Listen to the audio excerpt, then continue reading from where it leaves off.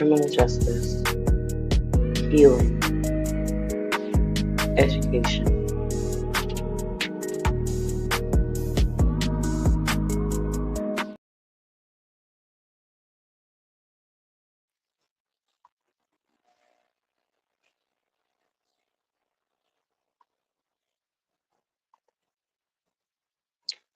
Good morning, afternoon, evening, however or whenever you are listening and or watching.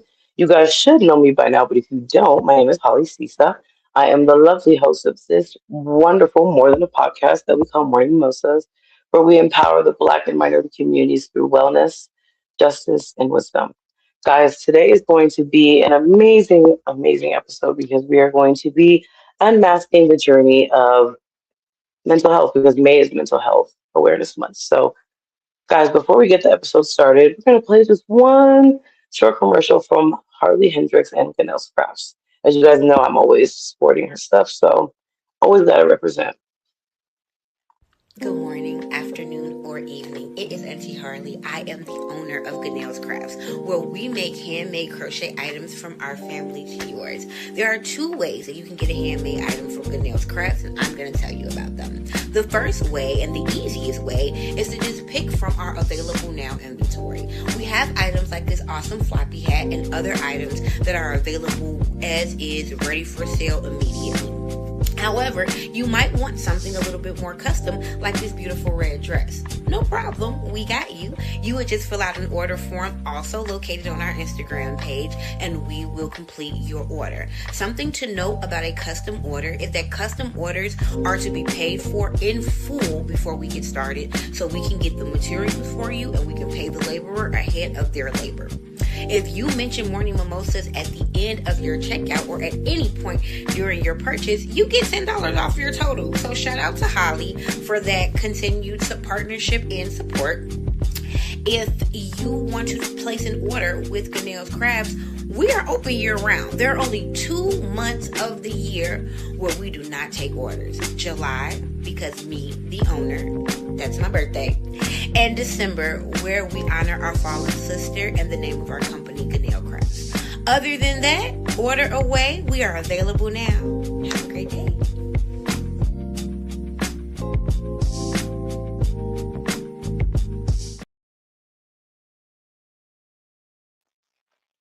Guys, as you guys know, that is Ganelle's Crafts, the one that makes my lovely, lovely flower crowns.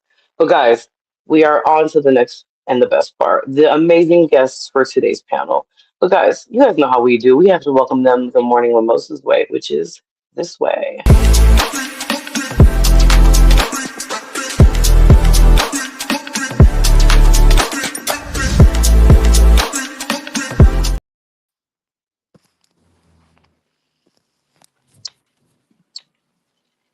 Ladies, we got the fella.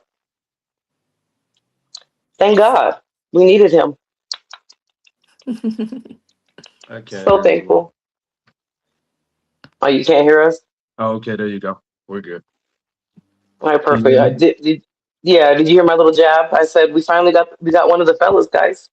Yeah, I'm sorry. I was trying to get on and it was a little challenging. No, it's okay. Hold on. Look, they just keep on coming. I love it. Ah, We have DJ Khaled, another one. Okay, yes. thank you, Sonny, for appearing today. Anytime. Guys, thank you. Oh yeah, this just made it so much better. I'm extra happy now. Okay, y'all. Today we are going to be unmasking the journey, a conversation on mental health awareness, because as everybody knows, May is Mental Health Awareness Month. So we're going to do this in different sections. I have 8 questions. One of the questions is for the fellas. So thank you guys for being here today. The first one, and this is for anybody who wants to go ahead and answer it. The first section is called Cultural Narratives and Stigma.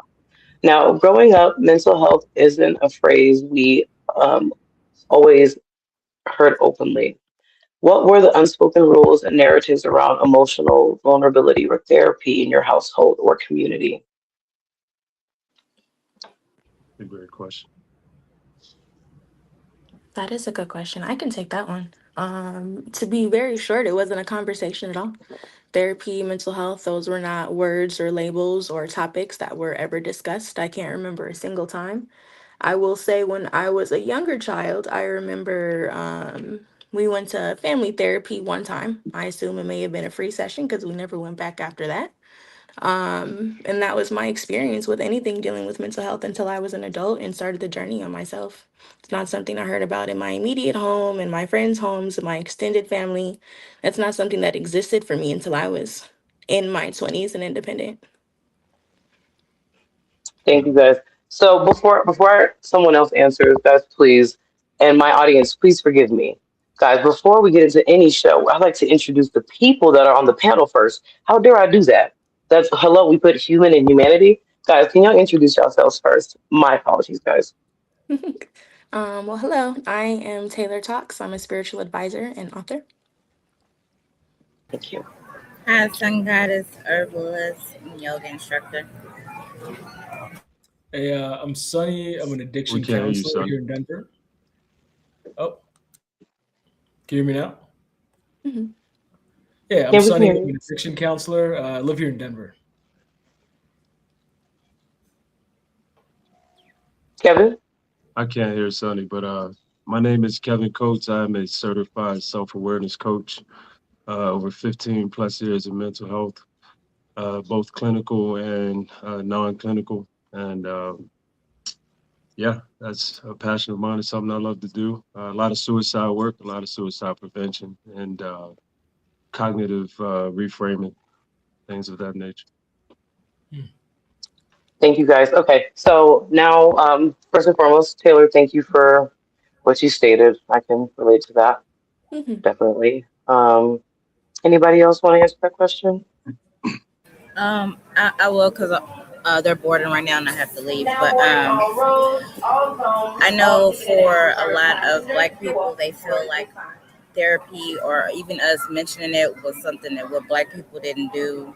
Um, that we were talked about, like thinking, oh, we're not white and all this stuff, not knowing the seriousness and how important, our mental health is. Yeah, thank you. Anybody else? I'll speak to it. It wasn't a thing, not mentioned. I would say it wasn't mentioned because survival was more important, and how you survived was by any means necessary. Whether that was sometimes it was still, and I had family that was still, So with survival being the focus to cope with depression or anxiety, it wasn't a thing. It wasn't spoken of. It wasn't thought of. They had other coping mechanisms as far as substance use disorder and things like that. And so when you get into those rabbit holes, you're very, very far away from recognizing that you have any kind of mental health deficiencies of any sort. And Hmm. talking to my mom over the years, if she had known the Hmm. benefits of being able to just talk to someone about her challenges and the things that she experienced, she would have taken that up 40, 50 years ago and Hmm. probably been better mental health than what she is today. But also there's a stigma, at least in the Black community, right? You don't tell people your business. Yep. And also you don't want to be deemed or considered crazy. So you don't want that stigma either. So it's better to keep your mouth shut, keep your head down, get it by any means. And it's a silent way of suffering that adds up over time. Yeah, I completely agree. Thank you Hmm. guys for answering that. Sunny, did you want to speak on that as well? Yeah, I experienced something very similar with Kevin. Where I'm from Kenya originally, and so mental health is not something that is spoken about. I didn't even hear about it until I was in college. And so it's kind of the same thing. When you're trying to survive, the idea is you keep your head low, you work hard, and you achieve the goals. You go to college, you get the job, and there's no time for depression. Something interesting my mom said as a kid. When I was a kid, she experienced depression when she came to America, which is interesting because whenever you're trying to survive to get to the goal, it's almost like you don't have time to think about how you're doing. So yeah, it's something I relate to. Yeah, I haven't. Well, we don't really talk about mental health where I'm from. So it's good that we're here and we can talk about it. Hmm. I absolutely agree. My parents are from Congo, so I know that very well. Just because I'm American born and having African parents, having foreign parents is just it was just a lot. Yeah, it was definitely not a thing for me. We had to depress the dishes. If we were depressed, depress the dishes. We had to. Yeah, This is yeah. absolutely insane. I didn't. Yeah, I don't like that. Thank God I don't do that for my kids. My kids, they're 6 and 5, but they can talk to me already. So, Hmm. um, the next question, so we're still in the category of cultural narratives and stigma. There is often an intense pressure in minority communities to be resilient, the strong Black woman, the provider, the pillar of the family. How does that survival mechanism of forced strength end up hurting our mental health?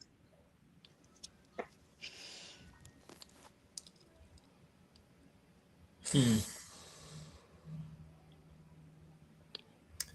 I mean, Yeah, I I would can, say I would say unrealistic expectations. So being expected to hold up the foundation of the household, being expected to do all the things without showing any sort of weakness, that ultimately you crack, and so that builds up a lot of shame, guilt, and things that you can't express. So you ultimately end up internally exploding. Hmm. yeah, I would add to that, pressure bust pipes, right? So to uphold the gender role, and then nowadays sometimes doing double of that, and not knowing how to or feeling safe to express how you feel, whether it be to your partner or your family. There's a release of cortisol, the stress hormone, and without knowing exactly what that does to the physical body, it does drain the brain. It drains the nervous system. It really impairs cognitive function, being able to articulate well, and over time, um, that shows up in autoimmune deficiencies and different types of illnesses. And now you just double down on needing to remedy or find solution to that. And so having people around you who can help take the load off is very essential.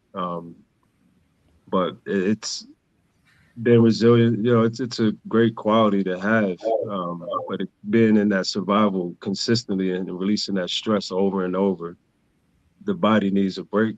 There needs to be a rest period. There needs to be a recalibration or a reset of some sort.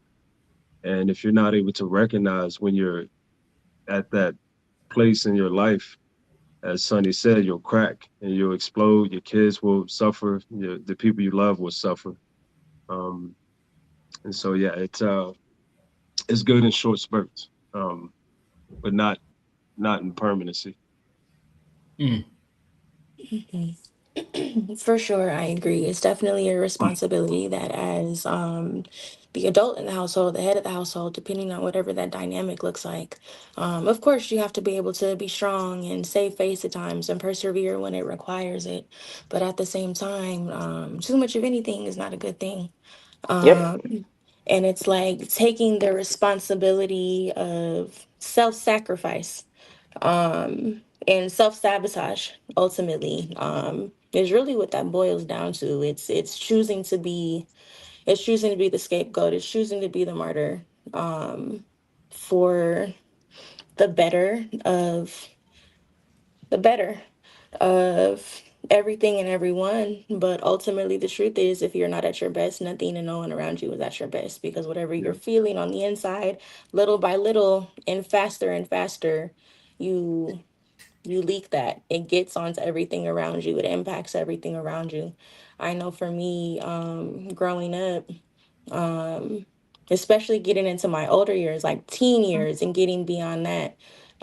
If my dad had have been aware of his mental health, because he was a single parent, and I was with my dad for a lot of my life. If he had have been with more aware of his own mental health and the things that he was going through, back to back to back to back to back as the man of the house, as a single father with a daughter, as a man navigating the world as a person.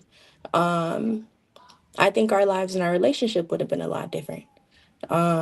And I have taken that for myself to really be very intentional about how I show up in my own home and with my own children, knowing exactly that. Like, if I don't take care of me, I'm going to crash out and it's not going to be good for me or anybody else because it really is. You implode.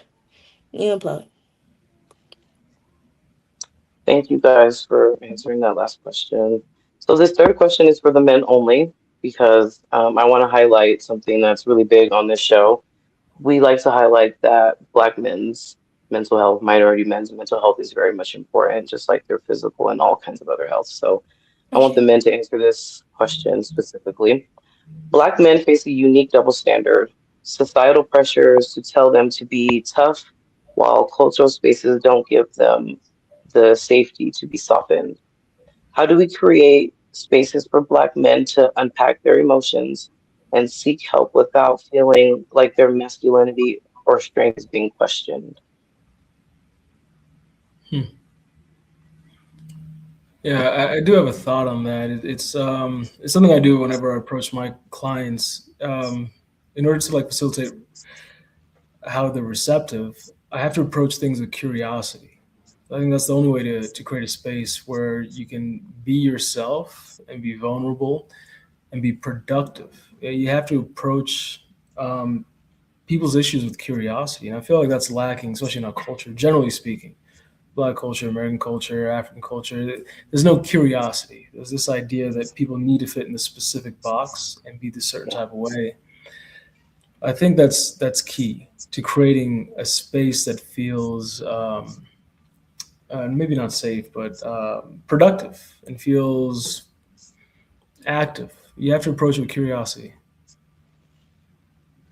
I like that. I like Yeah, yeah, I love that.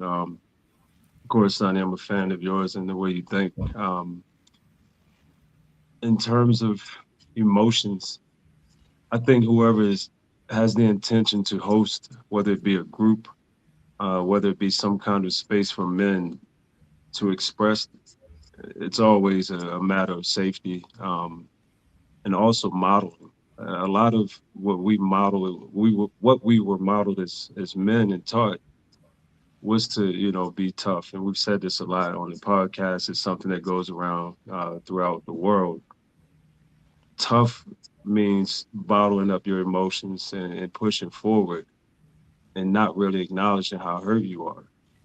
And me personally, that's I've learned that that's not the way to be healthy within. It actually creates more misery.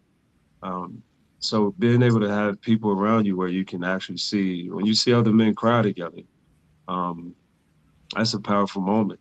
That is a powerful moment because, truth be told, we hold it in, we think it, and we condition ourselves to not express.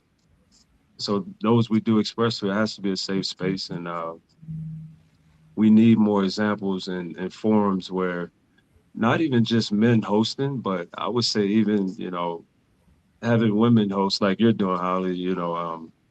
But we can just share how we feel and just be heard. Not necessarily we don't need to be told we're right, but just to be heard.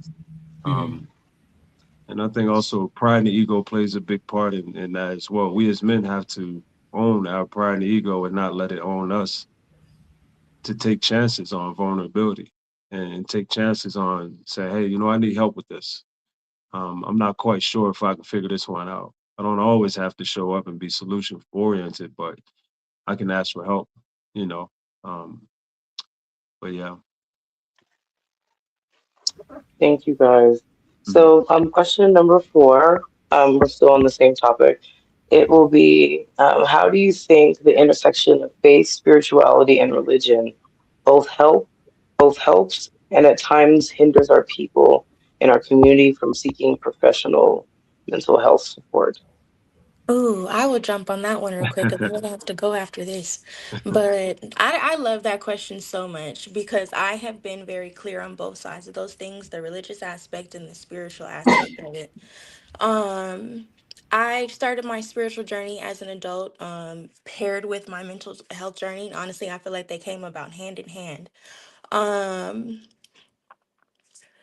It is the aspects, different aspects. So of course, it looks different for everybody. But at least speaking for myself, with my spirituality, it has come with a lot of self awareness and self reflection and healing, very specifically. Um, which ultimately it forces you to look at yourself. It forces you to go within to really see what's going on up here, what's really going on in here, and without that clarity, if ignorance is bliss, right? Like if you don't know better, you can't do any better. Um, so one, it's difficult. It's difficult to be able to have to heal and to understand and to really have an idea about what's going on and your shortcomings and your challenges when it comes to how you're showing up within yourself, how you're showing up in the world. But that information is more than valuable, because it allows you to change and to shift and to do things differently. And for me personally, I don't know if I would have ever been there without my connection with my spirituality and my spiritual journey. Now, on the other side of that, when it comes to the religious aspect, because I did grow up in the church, I personally don't say I have religious trauma. It's just a different path that I've chosen to take that aligns with me. Um, However, speaking to my mom, who is someone who will utilize God or Jesus or the Bible to downplay or take over anything that has to do with actual struggle or any type of mental health. I'll be fine. I'm going to pray about it. It's okay. God got me. And well, yeah, pray and God do got you. That's totally fine. However, faith without works is dead. You cannot use it as a crutch or as an answer or a reason when it's so much deeper than that. It's so much deeper than that because it's not just, oh, it's just another trial and tribulation, which it absolutely is. But what are you going to do about it? What are you going to do about it? God doesn't just fix it. He's not a superhero. Jesus isn't a superhero. There comes so many steps. And again, with that awareness that has to be taken place. Um, and I feel like so many people that are in religion, again, no shade, no qualms, but so many people who are in religion, they completely miss that aspect. And then it turns into spiritual bypassing, is how I would refer to it. Um, to just push it to the side. Oh, it's all right. God gonna take care of that. How is he gonna take care of it if you're not taking care of it? You don't even know what's going on. How do you expect him to fix it if you can't even say, Lord, I'm breaking down. I'm dealing with this anxiety. I'm depressed. God, what do I need to do? So again, faith without works is dead. That's really the biggest key. And for me in my personal life, I can clearly black and white see the difference from one side to the other. And it's sad to see how so many people can falter holding on so deeply to the other side without allowing themselves the opportunity to expand and actually utilize those tools and that guidance and that covering and protection, for their real benefit instead of just using it as an excuse. I know you have to go here shortly, but I just want to thank you for being on the show today and thank you for your awesome take, especially that last one, girl, because I definitely agree with that.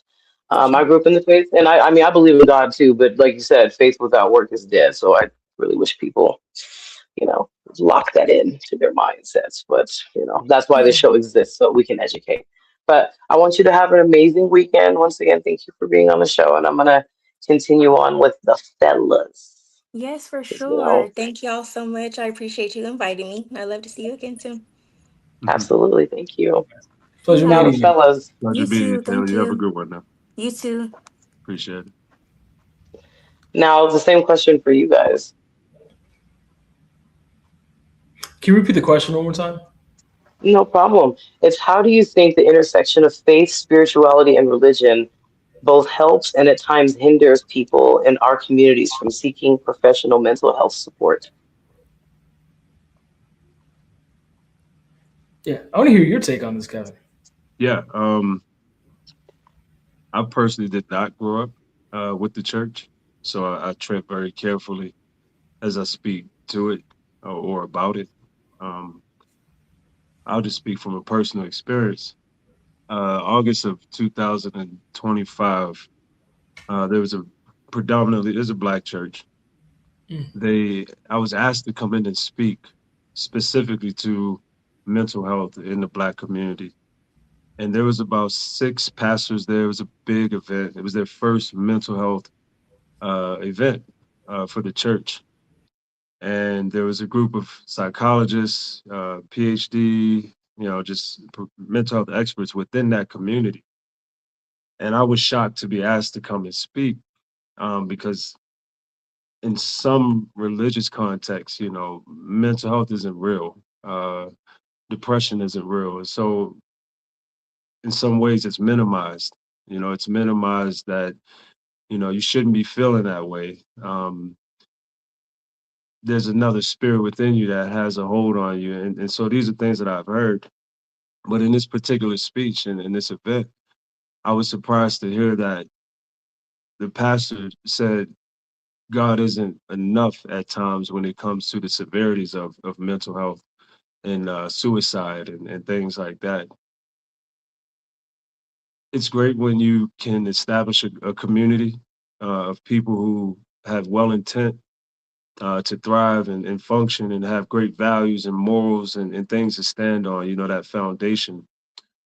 Where it gets a little tricky is when it's weaponized, when you don't fit into a certain criteria or a certain box or a certain behavior or a certain thought pattern. And I've worked with a lot of clients who have struggled with their religious upbringing because as they wanted to explore their own identity, whether it be away from it or just wanted to see if there was something else out there that they could gravitate to that could bring peace. They were judged and disowned and chastised and just dismissed, which then created more anxiety and depression. And so then you get on this hamster wheel of who am I? I'm not good enough for my family or my community. And so there's some pros and cons, as you mentioned, in terms of a foundational community. Everyone needs community of some sort. It gets tricky when that community decides to label you or box you in. And if you do something that's just a little outside of that community, now you no longer fit in. And I think that's where it gets a little hazy. Um, and you're, and then I don't know personally if I guess that doesn't sound godlike to me, from my understanding. A lover of all people, of all sorts and all things, but the human experience has jaded that to some degree and put this judgment around people, and it made people feel less than, and then they want to jump ship and they want to go somewhere else and try and find another community where they feel safe and heard and that they could be imperfect. Um, but it's a tricky one. It's a slippery slope because I've seen a lot of suicide around. I'm not fitting in. I'm not doing right, and more importantly, a lot of guilt, living with a lot of guilt. I don't know who I am and how to exist in this world, but I kind of want to do this, or I'm curious about this, and then you just can't question it because this is what it is. This is how it's supposed to be, and you have to be this. And so, yeah, that's my take on it. Thank you. Trust me, I agree with everything that you stated. That is a slippery slope. I'm gonna answer that as well. I did grow up in the church, and I am a believer of God. However, I also believe that God made doctors, right? They made doctors to help us heal. They made mechanics to fix our cars, right? Um, those things are put in place to help us to be better. So I don't know why the church or religion demonizes those things. That, like you said, is kind of a contradiction because if it's supposed to be God-like, that God sends us things to help us. So that's my short take on that. Sunny, Yeah, do you have anything that you want to add? yeah, absolutely. Yeah, it's such an interesting question. I definitely see the overlap. I grew up in the church as well. I understand the aspect of this idea where it's important to place your sense of identity, worth, purpose, safety, security, well-being, stability in something that can't be taken away from you, which makes sense. The moment you place that into, I don't know, cars, your house, and then you lose that job, you lose that person, ultimately you want to die. And then these are the clients I tend to see. So it does make sense to place these core values in something that can't be taken away. It's a beautiful approach. I definitely understand it. I do the same thing. And I've also seen the opposite side where the moment you are actually struggling with actual serious mental illness, for example, if you're struggling with, say, there's an extreme case of schizophrenia, for example, and you cannot find healing, right? But your higher power is supposed to be the source of healing, and you can't find that healing. And so all of a sudden, I've seen this. People are filled with all the shame and guilt because they can't free themselves of this thing. And so a lot of people will internalize it and feel as though it's that there's something wrong with them, attacking the self worth again. And also, I've also seen the dark side of things when you don't agree with a particular idea of your church and you're casted out. So you're no longer part of this out group, which is a source of your identity. Again, um, I've seen that go sour as well. So it seems to be, it just needs to be a fine balance. I see extremism on both sides. So it is important when battling with mental health issues. It's important to balance, your faith and also mental health care. Hey, Sonny, Absolutely. I have a question for you because you said something as as great as that would be to find that balance. There seems to be a struggle with finding that balance. And so, what would you suggest, or what are your thoughts on finding that balance within your identity and then exploring your mental illness and not feeling ridiculed or judged, while also hoping you can get the support you need? Um, like what does that balance look like? How do you find that? How do you find it? I think there's a key ingredient. I would say again, it's curiosity. Your favorite word, self awareness too. I would say more of all, it's curiosity. Being curious of why do you believe the things you believe? Mm, Where did this thought come from? Who told me this? And being curious enough to evolve and change, and not just stick with the specific ideology or way of living just because you've always done it. I find that rigidity seems to be a source of most people's mental health issues. mm, for sure. Mhm. Thank you guys. So we're going to move on to the next section, which is called systemic reality and finding the right help. So finding a therapist who truly gets it can be difficult. Why is the cultural competence in having a provider who shares and understands your background so vital for effective healing? Mm. Um, the people you connect with the most are those who you have things in common in terms of similar experiences.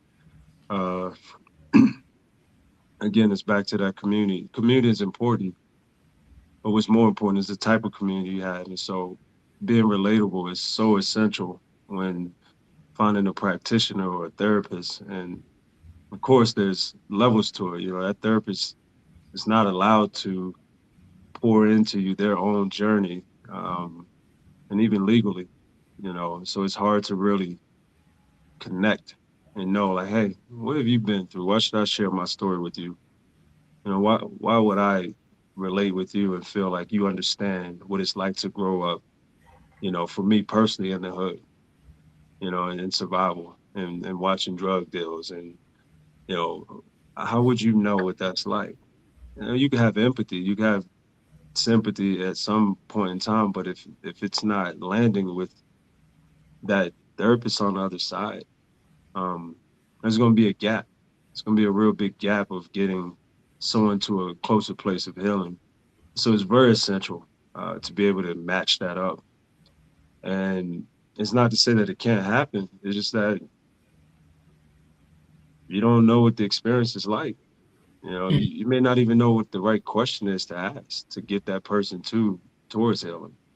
Um, I've had a lot of clients who have had therapists and it hasn't worked out. And one of the key things that I keep hearing is, how are you feeling today? All right. They ask the same questions that every client knows comes from a book. And it's not to say that the question isn't fitting and it's not right. It's just the time and place when you ask that question. You know, you started off with how you feeling, and we don't have a real connection. They're feeling Yeah. pretty apprehensive about continuing with you until they feel comfortable. That's how they're really feeling. But you want to know as a practitioner, how are they feeling with such and such trauma? They're trying to get over the whole hurdle. Like, man, I'm sitting in front of you and I'm supposed to tell you I've went through X, Y, and Z, but I just don't feel safe yet. And so I think it's very pivotal to make sure there's a sense of relatability. And how you get there is tricky. It really is, because there's a lot of red tape depending on your license. And Sonny can speak to this as he's had masters in addiction psychology. The red tape that comes with it. Mm. Yeah, I do agree with that. In order to, I should have said instead of a safe space, to facilitate like a brave space, a place where someone feels like Mm, they can communicate to you authentically and be courageous, you have to have some sort of sense of relatability. I always say um, the most beneficial peer support you can ever have is someone who is one curious, authentic, that is going to show up consistently, and most importantly, you can't perceive judgment from them. So as long as the judgment is present, you'll never be able to be open and vulnerable with another person, especially a counselor. yeah. I completely agree. Um, yeah, and it's, also, I mean, it's just, I mean, the big thing that I think everybody already stated, just having somebody that looks like you, is just a big thing too. Mhm. And like you guys have already stated, knows your struggles and everything else. So I don't have to repeat that because you guys are saying it so eloquently. So the next and last section is going to be called action and moving forward. So this question pertains to healing. What does healing look like when you are the first in your family lineage to conscientiously choose therapy, unpack toxic cycles, and prioritize emotional wellness? Hmm. It's a great question. Want to speak You to want that, to go Kev? ahead, Sonny? Yeah, I'll speak to it. I mean, I really can. I'm the youngest of three sisters, so I was so fortunate that these wise women, they were able to go through counseling themselves, educate themselves, and instill all those values in me. So I was blessed that I was not the first. So I can't really speak to this one specifically. What about you, Kev? Yeah, I'm the middle of a brother and a sister, and my journey it still continues. In terms of healing, I see it as something that's just a continuous movement. I I think it's key. It's important to know specifically what you're trying to heal so that you don't pass it along. I have a 9-year-old daughter, and while I did not get the emotional availability or even emotional curiosity, not because they wanted to do that, they just did the best they could with what they knew. Um, I made it a point to not only learn what it was, but also the benefits of it, emotional availability. And so Mm, by allowing my daughter to navigate school and shortcomings at school or tests and things that she may be challenged with, I'm able to sit with her and ask, how you feel about that on the test or your next test? mm, And she'll tell me how she's feeling. And with that practice, she feels closer. She feels like she's being heard and seen. Um, Vocabulary was another big obstacle. I grew up with a lot of fiery words at home, and I had to learn how to not mimic that. I'm not perfect. I definitely have had moments, but I've worked through that so immensely, down to physical discipline. I don't hit my daughter. I don't beat on her. That's a stigma in our culture where it's putting the fear inside mm, that child to be obedient. And I haven't had to do that. I've just been able to talk with her and process with her, and that has allowed her to feel safe. There was one time where I uh, I tapped her on the butt, and she had kicked the dog, and I just reacted. And I tapped her, and she looked at me with so much fear, and I cried so hard. I felt horrible. I felt bad. I talked to her mom. I was like, "Look, I just I reacted, and she was terrified. And the only thing I could think of was if she didn't feel safe with me as her father, as a man, and she ran the way she did, she'll run away from me the rest of her life with that same terror. And there's not going to be a man that's going to love her the way that I love her.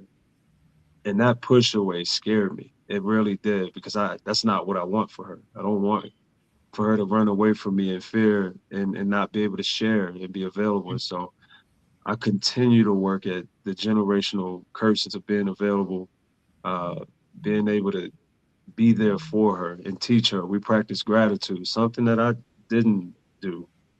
Um, and there's a long list of things, but it's just so essential. And you really just have to know what it is that you want to heal. And I truly believe if you really care for your offspring in that way, you're going to become a new person for the betterment of them. My goal is when I'm not here, she can navigate this life that's getting so much harder and so much more difficult to navigate with people. And I've instilled tools and foundations in her to be able to weather all the storms. Um, but that's healing for me. I absolutely love that. I'm going to speak on that as well, and then we're going to go to our last question. So I am one of the first in my lineage because, like I said, I came from Congolese parents. I'm actively in therapy now, and I've been doing therapy for the last 3 years. Um, I am estranged from my father due to some issues years ago, and that deeply affected me because my dad wasn't there. He was there physically in the house, but he wasn't there emotionally. I don't know what it is about African parents. For some reason, they love you, but they say they love you by paying the bills and buying you food and stuff they're supposed to do as parents, right? Um, and I wasn't able to talk to them about certain things. And I just decided I couldn't be like that for my kids. Um, Being American born to foreign parents is a whole different trauma that needs to be deeply studied, honestly.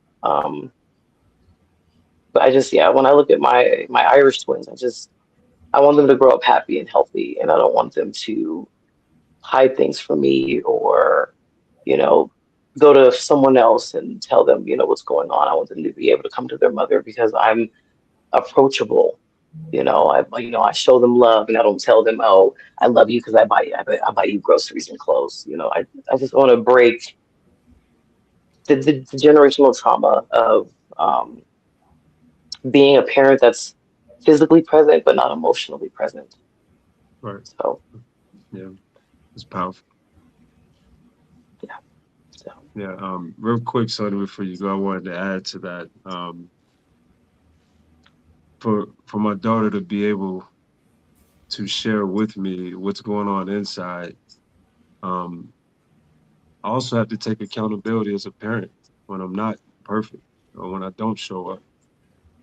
And by showing her what accountability looks like and saying I'm sorry or being able to explain why I did X, Y, Z, that repetitive act and behavior teaches her, okay, my dad, he wasn't a prideful man who didn't say he was sorry, who didn't take accountability for when he wasn't perfect. And I make a point to show her, like, hey, this is what I thought was best, but it turned out it wasn't because it hurt so and so's feelings, and I'm trying to work through that by doing this and that, and I'm sorry, I didn't mean for that, and I'll be better. I'll continue to be better, and I want her to know that it's so essential to be able to take accountability yes, as her parent, so that she doesn't put me on this perfect pedestal and then get disappointed at other times where I show up not well, and that'll jade her and how she sees people because we're all just trying to do the best we can in this life. But accountability is something that I would say is very essential to healing. But I yes, understand too why people don't do it. the fear of shame, the fear of ridicule, the fear of judgment and guilt that comes with it. But it's so essential. And so if you can break through and just be accountable to, hey, I'm not where I want to be because I'm in my own way because Mm. of fear. Man, that's a powerful step. But Sonny, yeah, on to you, my guy. Yeah. Oh, that's beautiful. I can't add to that. That was beautifully said. You guys, I respect both of you people as parents, as individuals. Very well said. Yeah, I feel like you painted a mural right there. You want me to add my scribbles to it? That was beautiful. Well said. Um, I aspire to be the kind of father you are, Kevin, the kind of parent you are, Holly. That was very inspiring. Well said. Thank you. Thank you. Thank you, Sonny. I really do. And I appreciate your takes on everything. It's been spot on. Like you and I both coming from African, backgrounds, yeah, Yeah. it's definitely it's Yeah. definitely difficult. Yeah. Yeah. I see that some of my most affected clients, they're born to African parents very, very much. I was very fortunate. My dad passed when I was very young. He's a wonderful human being, and so is my mom, who's just so self-aware. Was not willing to pass down what she went through to me. She always said, "I didn't ask to be here." She's like, "My kids didn't ask to be here, so it's my responsibility to make sure they're okay." And I was very fortunate in that aspect, and I've seen so much hardship and trauma come from parents, passed down from parents who weren't willing to face the hardship and talk to their kids. So I understand. Mm, yeah. Thank you. So the last question, so this is for our listeners. For a listener who is struggling right now but is terrified or guilty about taking the first step towards therapy, what encouraging words or immediate advice would you share with them? I'll say something that was meaningful to me. It sounds counterproductive, but what's the worst that could happen? Most people don't answer that question, but let's say, what's the worst that could happen? It doesn't work. All right, cool. So you were right. It doesn't work. That's the worst that could happen. What's the best that could happen? All right, your life changes forever. You know, play it out. It seems as though it's worth trying. Well, yeah. I I like love that. that. Yeah, Mhm. that's dope. I don't know if I can follow up with that anymore, Sonny, in terms of I guess similar to that. How's life working for you now without it? Um, how could you determine that that wouldn't be an avenue that will help you enhance your life, your well-being? And you, it's like going to the movies, right? Everybody hates this movie, everybody likes it, but sometimes you gotta go see it for yourself. If you have a natural Hmm. desire or inkling to do it, say do it. Go ahead, experience it. Do some research. You know someone who has done therapy before, and I think we all know somebody that's done some kind of therapy, at least one person. Learn about their experience, gather Mm. some intel, and see what their experience has been, even if it's 0.5% better or 1% better. It's better versus the Sure. opposite. And yeah, you may be fearful, um, but you've been living in fear your whole life. You've been living in this suffering your whole life. Why not now? Why not start now? And the selfish thing about fear is that it consumes the human mind only for its own loyalty, for you to be loyal to it. And it's Mm. never going to bring you the real benefit, right? So be fearful all day long and be loyal to that fear, but it doesn't really care about you. It just wants to keep you stuck. And the Mm. minute you try therapy, and even if you do 5 sessions, and you get a little bit more perspective on your life, man, that was worth it. At least you can say it was something that was done. Almost the best case scenario. Mm. So yeah. And I wanted to say something, Sonny. You forgot about this, but we had a conversation a while ago, and I think Mom has said this to you, and it goes something like, "Somebody else wants your bad day." Mm. Somebody else wants your bad day, and Yeah. that sat with me, man. That was pivotal, and I just wanted to share that is that somebody wants your bad day. So Yeah, that's true. Yeah, I remember that day. Yeah, my mom told me that. Yeah, it's like, I know a lot of people who would like to have your bad day. That did hit me. You know, Yeah, it's a big reason why I even pursued therapy in general. I had a therapist who just changed my life. And something my mom used to say is people back in the day would be throwing pennies in wishing wells. People back in Hmm. the day, they throw pennies in wishing wells and they get nothing in return. And so in this point, you could pay for a therapist and get something in return as a choice in that. yeah. So I always advocate for anyone to try it out. You have nothing to lose. And there's different types, there's somatic therapy, which is more so body work. It's not, if you fear sitting and talking with someone, you may be beneficial. It may be beneficial to do body work, starting there where you don't have to say anything. Hmm? There's all different variations of therapy, whether it be deep breathing and working at your vagus nerve to help calm your nervous system and kind Hmm. of get that body in a state of calm and regulation. There's so many variations of therapy that it's not your traditional, talk therapy, that you can explore. It's not one way. It's not a one size fit all. Hmm. Well said. Guys, thank you guys so much for being on today's episode and bringing mental health awareness to our viewers today. Guys, if you guys want any of their information, I will be happy to provide that in the comment section. Once again, fellas, thank you for your mental health awareness and unmasking the journey with us today. Guys, as you guys know, this is Morning Mimosas, where we where we empower the Black and minority communities through wellness, justice, and wisdom. Until next time, we'll see you guys later. Thank you, Holly. Yeah, thank you.